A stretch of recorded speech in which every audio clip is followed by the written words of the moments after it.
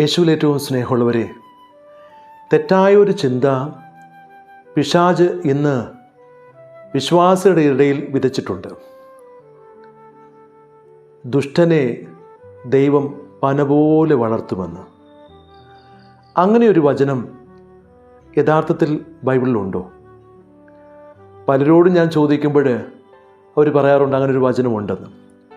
അങ്ങനെയാണെങ്കിൽ നമ്മുടെ ബൈബിളിൽ ദൈവവചനമെന്ന് പറയാൻ നമുക്ക് സാധിക്കുമോ? ഒരിക്കലും ദുഷ്ടനെ ദൈവം പന പോലെ വളർത്തത്തില്ല. സങ്കീർത്തനങ്ങളുടെ പുസ്തകത്തിൽ 92-ാമത്തെ സങ്കീർത്തനം 12-ാമത്തെ വാക്യം ഇപ്രകാരം പറയുന്നുണ്ട്: നീതിമാന്മാർ പന പോലെ തഴയ്ക്കും. ആരാണ് തഴയ്ക്കുന്നത്? നീതിമാന്മാർ പന പോലെ തഴയ്ക്കും. അവരെക്കുറിച്ച് വചനം വീണ്ടും പറയുന്നത്, ലെബനോനിലെ ദേവദാരു പോലെ വളരും, അവരെ കർത്താവിൻ്റെ ഭവനത്തിൽ നട്ടിരിക്കുന്നു, അവർ നമ്മുടെ ദൈവത്തിൻ്റെ അങ്കണങ്ങളിൽ തഴച്ചു വളരുന്നു.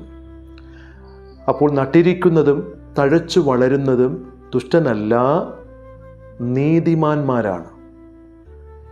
ഈ നീതിമാന്മാരെക്കുറിച്ച് സങ്കീർത്തനങ്ങളുടെ പുസ്തകത്തിൽ 1-ാമത്തെ സങ്കീർത്തനത്തിൽ 3 മുതൽ വാക്യങ്ങൾ ഈ നീതിമാനെക്കുറിച്ച് പറയുന്നുണ്ട്.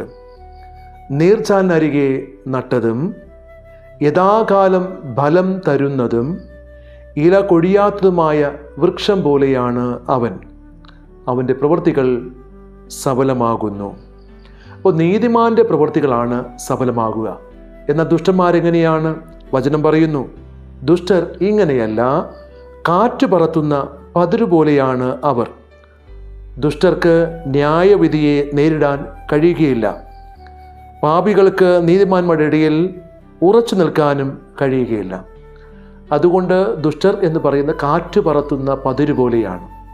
അതിനാൽ പ്രിയപ്പെട്ടവരെ, വചനം വളരെ വ്യക്തമായിട്ട് നമ്മെ ബോധ്യപ്പെടുത്തുന്നു, നീതിമാന്മാർ പന പോലെ തഴയ്ക്കും, ദുഷ്ടർ അല്ല.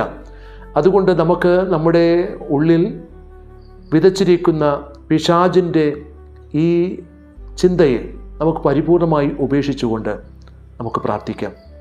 ഞങ്ങളെ അനന്തമായി സ്നേഹിക്കുന്ന നല്ല ദൈവമേ, നീതിമാൻ പന പോലെ തഴയ്ക്കുമെന്ന് അവിടുന്ന് അരുൾ ചെയ്തിട്ടുണ്ടല്ലോ.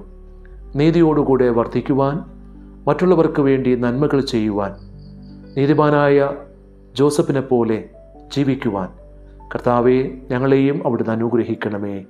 ആമേൻ. ഈ ദിനത്തിൻ്റെ എല്ലാവിധ ആശംസകളും പ്രാർത്ഥനകളും സ്നേഹത്തോടെ നേരുന്നു.